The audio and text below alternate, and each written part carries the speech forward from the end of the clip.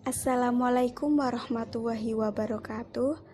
Perkenalkan, saya Nadifah Kamilianti dan rekan saya Sarwan Sanjali dari kelompok 8. Kami di sini akan mempresentasikan mengenai manajemen dalam profesi teknik sipil.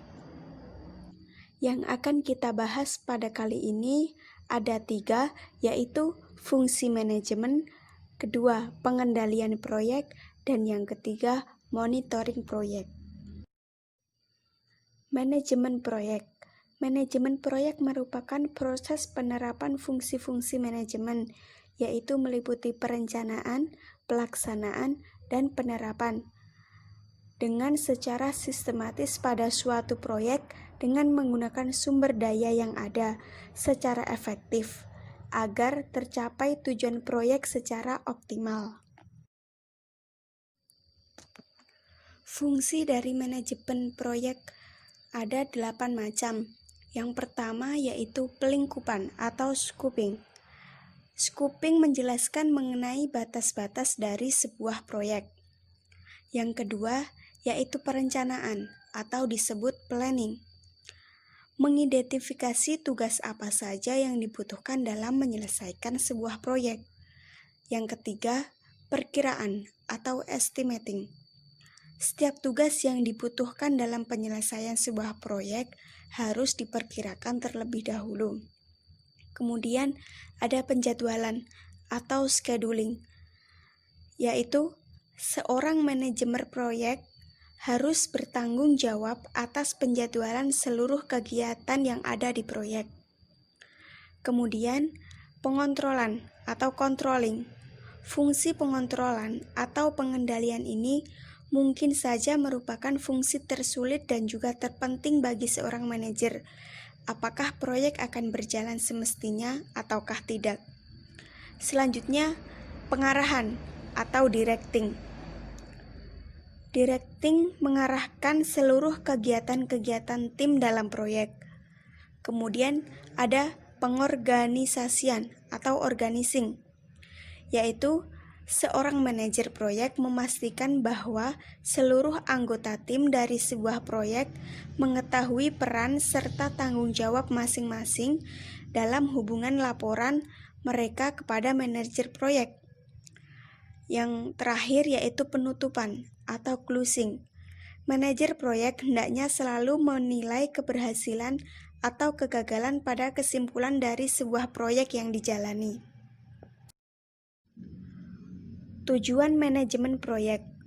Ada 4 tujuan. Yang pertama yaitu menjaga anggaran, menjaga kualitas, menyelesaikan tepat waktu, dan melancarkan proyek. Menjaga anggaran.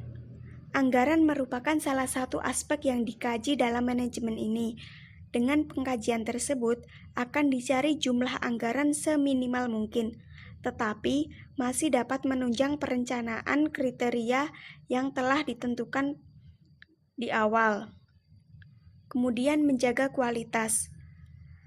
Sebagaimana telah disinggung pada poin sebelumnya, kriteria proyek yang ditentukan di awal harus tercapai. Artinya, manajemen proyek juga membuat standar kualitas dari suatu proyek, sehingga ia tidak dikerjakan secara seenaknya saja.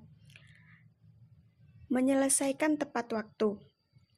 Pada manajemen waktu, ditentukan lini masa yang berisi kapan suatu kegiatan harus dimulai dan kapan harus selesai. Dengan adanya hal tersebut, proyek akan selalu dimonitor supaya dapat selesai dalam waktu yang telah ditentukan. Pengawasan seperti ini melancarkan pengerjaan proyek. Kemudian ada melancarkan proyek. Pada akhirnya, proyek yang ideal adalah proyek yang selesai dengan perencanaan awal, baik dari segi waktu, anggaran, maupun kualitas. Manajemen ini membantu pengerjaan proyek supaya selesai dengan lancar sesuai dengan rencana awal. Pengendalian proyek. Suatu sistem untuk mengawasi pelaksanaan proyek agar pihak-pihak yang terlibat dalam proyek dapat berfungsi dan bekerja secara optimal, efisien waktu, dan juga efisien tenaga kerja. Pengendalian proyek tidak hanya dilakukan pada satu aspek saja, melainkan pada semua aspek yang mempengaruhi jalannya pembangunan. Di antaranya ada pengendalian kualitas, bahan, dan juga pekerjaan, pengendalian biaya, dan pengendalian waktu pelaksanaan. Tujuan dari pengendalian proyek sendiri ada dua macam. Yang pertama yaitu memastikan pencapaian tujuan proyek apakah sesuai dengan target yang telah ditentukan. Yang kedua yaitu mengendalikan pelaksanaan proyek agar sesuai dengan estimasi di awal. Dilanjutkan oleh rekan saya, Sarwan Sanjali, saya persilahkan. Baik, saya akan melanjutkan presentasi dari rekan saya. Selanjutnya adalah langkah pengendalian proyek. Langkah pengendalian proyek sendiri terdiri dari 3. Yang pertama, menentukan standar performansi, misalnya sertifikasi teknis, biaya yang dianggarkan, jadwal atau kebutuhan sumber daya. Yang kedua, melakukan tindakan koreksi terhadap penyebab terjadinya perbedaan performansi aktual terhadap performansi standar. Yang ketiga, membandingkan performa aktual dengan performa standar. Selanjutnya, proses pengendalian proyek. Ada 2. Yang pertama adalah otoritasi pekerjaan. Artinya, pemberian wewenang ke tingkat manajemen yang lebih rendah hingga ke tim pekerja untuk melakukan pekerjaan yang menjadi tanggung jawabnya, seperti yang telah ditetapkan dalam rencana, jadwal, dan anggaran. Yang kedua, pengumpulan data.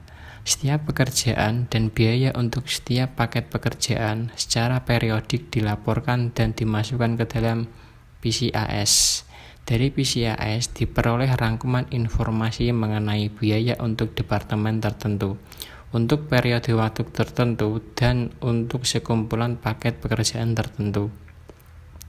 Informasi ini penting untuk pengendalian biaya. Selanjutnya, masalah pengendalian proyek. Yang pertama adalah hanya menekan pada satu faktor dan mengabaikan faktor lain. Misalnya, pengendalian hanya menekan pada faktor biaya, sementara faktor performansi diabaikan. Yang kedua, prosedur pengendalian tidak diterima oleh staf karena kurang memahami arti penting pengendalian. Yang ketiga, terjadinya pelaporan informasi yang kurang akurat. Keempat, para manajer terlibat dalam beberapa proyek yang menyebabkan terabaikannya salah satu proyek. Yang kelima, kesalahan mekanisme dan pelaporan akuntansi. Yang keenam, manajer tidak tegas terhadap isu-isu kontroversial dan menganggap masalah akan selesai dengan sendirinya sejalan dengan berlalunya waktu. Selanjutnya, monitoring informasi. Sistem akuntansi biaya proyek atau PCAS. PCAS adalah suatu struktur dan metodologi, bisa manual, bisa komputerisasi, yang memungkinkan dilakukannya perencanaan dan pengendalian biaya proyek. Sistem informasi manajemen proyek. Sistem ini merupakan sistem yang bisa manual atau terkomputerisasi yang dimaksudkan untuk penyediaan kebutuhan informasi yang tepat waktu, akurat, sesuai kebutuhan bagi pembuatan keputusan manajemen. Tujuan monitoring informasi.